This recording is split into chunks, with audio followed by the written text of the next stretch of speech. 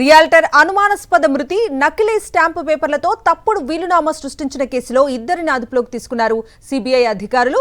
చిత్తూరు మాజీ MP DK Adikesavulu Naidu, TDP మాజీ MLA Satyaprabha దంపతుల కుమారుడు డీకే శ్రీనివాస్, కుమార్తె కల్పజను బెంగళూరులో అరెస్ట్ చేశారు. బెంగళూరుకు చెందిన రియాల్టర్ కె రఘునాథ్ 2019 మే నెలలో అనుమానాస్పద స్థితిలో మృతి చెందారు. తన భర్త మరణానికి డీకే శ్రీనివాస్ తో పాటు అతని కుటుంబ సభ్యులు కారణమని రఘునాథ్ భార్య మంజుల ఫిర్యాదు చేశారు. 2022లో కోర్టు ఈ కేసును సిబిఐకి అప్పగించింది. కేసు దర్యాప్తు చేస్తున్న సిబిఐ అధికారులు కల్పజతో పాటు శ్రీనివాస్ ను అదుపులోకి తీసుకుని విచారిస్తున్నారు.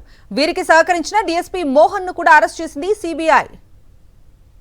రియాల్టర్ అనుమానాస్పద మృతి, నకిలీ స్టాంపు పేపర్లతో తప్పుడు వీలునామా సృష్టించిన కేసులో ఇద్దరిని అదుపులోకి తీసుకున్నారు సిబిఐ అధికారులు.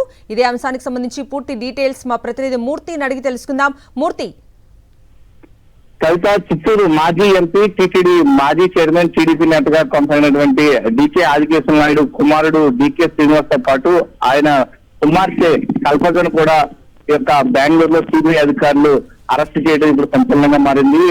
రియల్టర్ 2019 మే 4న బెంగళూరులో ఉన్నటువంటి రియల్టర్ రఘునాథ్ అనుమానాస్పద స్థితిలో మృతి చెందడం జరిగింది. ఈ యొక్క ఘటనకు సంబంధించి ఫేక్ డాక్యుమెంట్స్ తో నకిలీ స్టాంప్స్ వినియోగించి అతని ఆస్తికి సంబంధించిన లావాదేవీలన్నీ కూడా డీకే శ్రీనివాస్ ఈ యొక్క కల్పజ రాయించుకున్నట్లుగా ప్రాథమిక ఆధారాలు సిబిఐ గుర్తించింది. ఈ నేపథ్యంలోనే రఘునాథ్ భార్య మంజుల ఫిర్యాదు పైన కర్ణాటక పోలీసులు కేసు నమోదు చేసిన తర్వాత హైకోర్టు ఆదేశాలతో సిబిఐ రంగంలో దిగింది.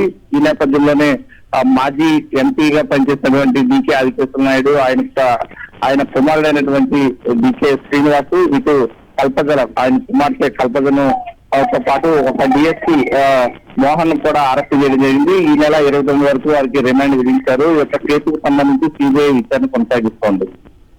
Right Murthy, thank you.